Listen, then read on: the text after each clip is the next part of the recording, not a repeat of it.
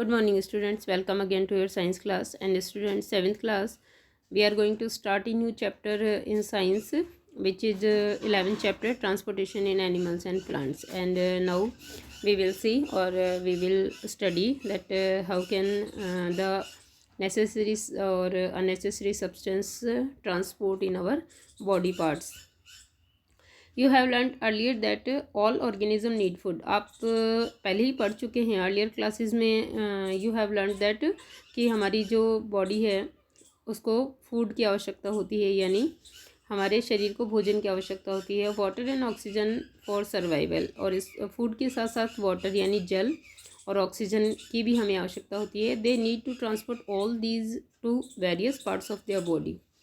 और ये सब पार्ट्स जो हैं वो इनको, ये सब जो पदार्थ हैं इनको बॉडी के प्रत्येक भाग तक यानी शरीर के प्रत्येक हिस्से तक पहुंचाना भी ज़रूरी होता है. Further animals need to transport wastage to parts from where they can be removed. और इसी प्रकार एनिमल्स के अंदर जो अननेसेसरी पदार्थ बनते हैं, जो वेस्टेज बनते हैं, जैसे CO2 है, वाटर है, इसके अलावा कुछ टॉक्सिक सब्सटेंस हैं which are formed in our body parts, उनको भी जो है वो ऐसे अंगों तक पहुंचाना ज़रूरी है जहां से उनको रिमूव किया जा सके बॉडी के बाहर. Have you wondered how all this is achieved.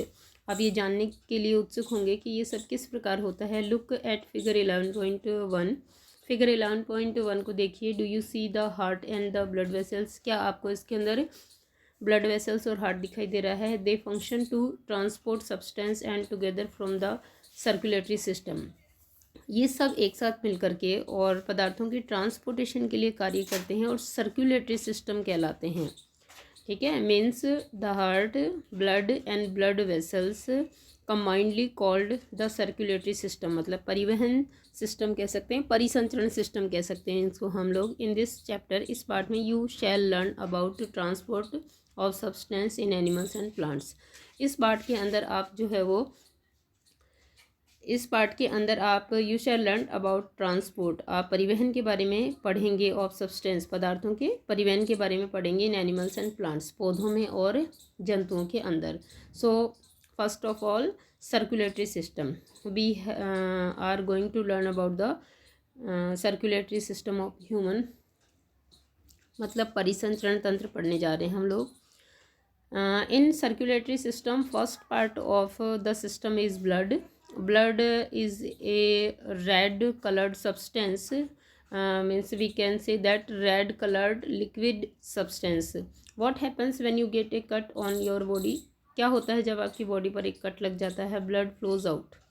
रक्त जो है वो बाहर बहने लगता है. But what is blood. लेकिन रक्त क्या है, खून जो है, ब्लड जो है वो क्या है. Blood is the fluid which flows in blood vessels. Blood एक ऐसा फ्लूड या ऐसा द्रव है जो वेसल्स के अंदर यानी रक्त नलियों में बहता है. It transport substance like digested food from the small intestine to the other parts of the body.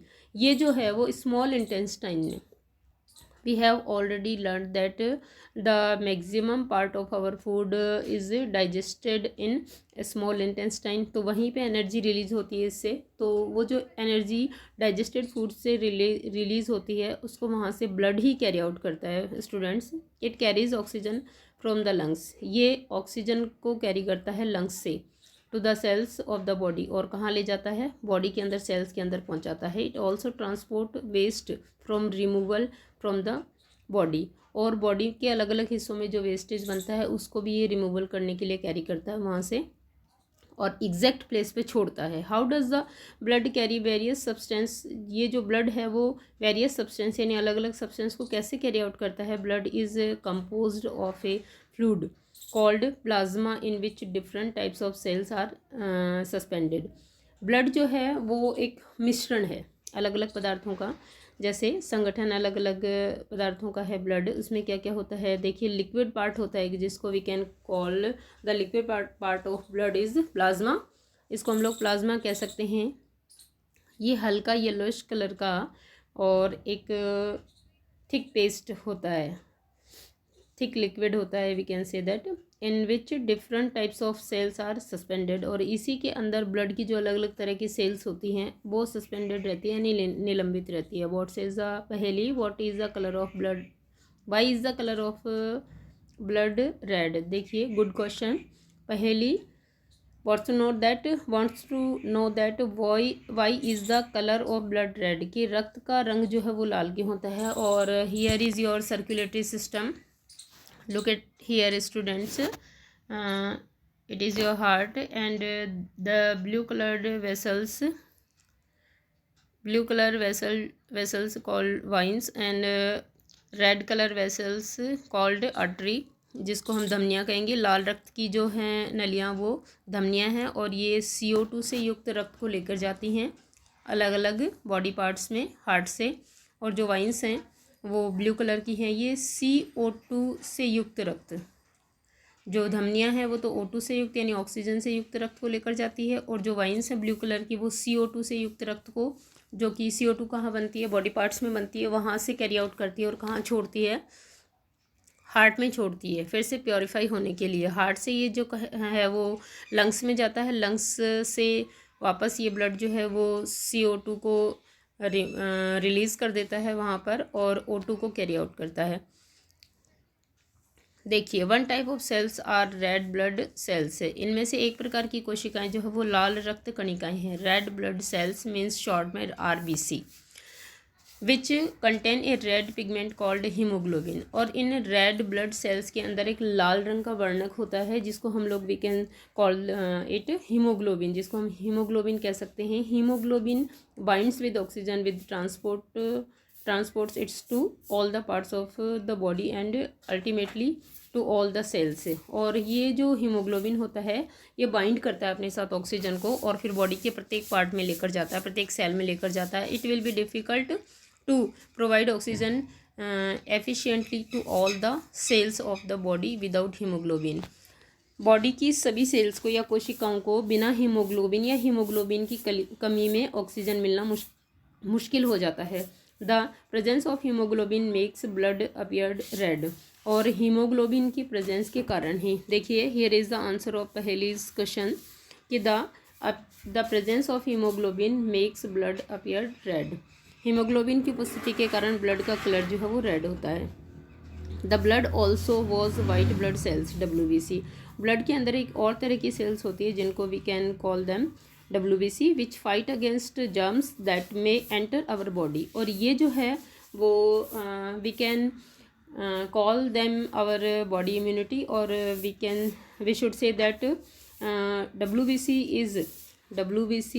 Is our body's immunity, क्योंकि ये जो है वो फाइट करती है, किसके अगेंस्ट फाइट करती है, जो जर्म्स जो है वो मे एंटर अवर बॉडी, जो किसी भी कारण से हमारी बॉडी के अंदर एंटर हो जाते हैं, उनसे ये फाइट करती है और हम लोगों को किससे बचाती है, डिजीज़ से बचाती है। Boojho fell down while playing a game and his knee got injured, Boojho खेल खेलते समय गिर गया और उसके घुटने में चोट लग गई। Blood was coming out from the cut, और इस कट से ब्लड जो है वो निकल रहा था। After some time he notice that bleeding had stopped and a dark red colour clot had plugged the cut, कुछ समय के पश्चात बूजो ने देखा कि रक्त बहना रुक गया है, और जहाँ चोट लगी थी वहाँ पर एक थक्का बन गया है गहरे लाल रंग का। बूजो वॉज पजल्ड अबाउट दिस, बूजो जो है वो इस बारे में जानकर बहुत अचंभित हुआ कि ये क्या है। The clot is formed because of the presence of another type of cell in the blood called platelets, ये जो थक्का बना है जहाँ से जो ब्लड है वो जम गया है, ये थक्का, ये क्लोट किसकी वजह से बना है, एक तीसरी टाइप की सेल्स और होती है in our blood which are called platelets, जिनको हम लोग पट्टिकाणु या प्लेटलेट्स कहते हैं, और प्लेटलेट्स की वजह से ही रक्त का थक्का जमता है। सो जब हम लोग इंजर्ड हो जाते हैं तो बहुत ज़्यादा ब्लड हमारी बॉडी से फ्लो आउट नहीं होता और हम बच जाते हैं, हमारी डेथ नहीं होती इसी वजह से। अदरवाइज़ छोटी चोट से भी बहुत अधिक ब्लड जो है वो निकल सकता है। नाउ ब्लड वेसल्स, रक्त वाहिनियाँ, ठीक है, they are different types of blood vessels in the body, शरीर के अंदर अलग अलग प्रकार की ब्लड वेसल्स या रक्त वाहिनियाँ हैं। You know that during inhalation A fresh supply of oxygen फिल्स the lungs. आप जानते हो कि अंतःश्वसन के समय जब हम लोग फ्रेश ऑक्सीजन अंदर लेते हैं तो हमारे लंग्स जो है वो उससे भर जाते हैं, फूल जाते हैं। Oxygen has to be transported to the rest of the body.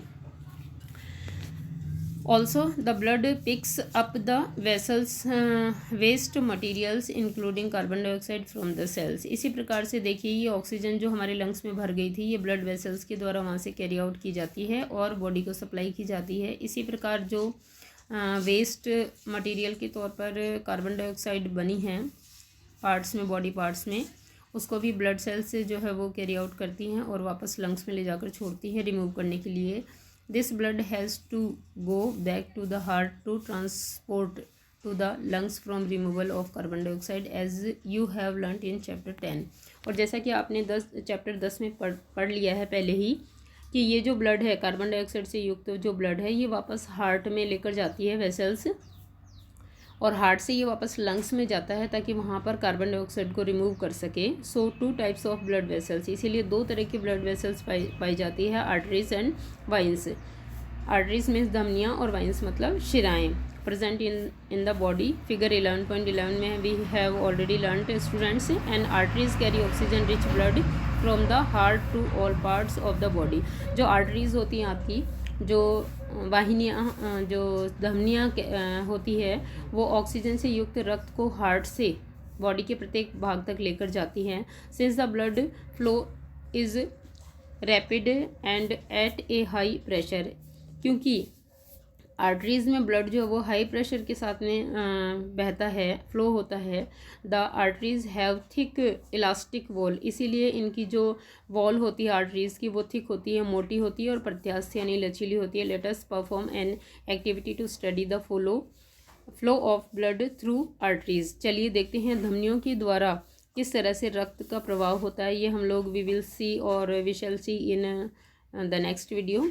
And students, your homework is what is blood and why the blood color is red, how many types of blood vessels and how many types of blood cells। ये जो question है you will do in your homework copy from this video। Okay students, your next topic in your next video।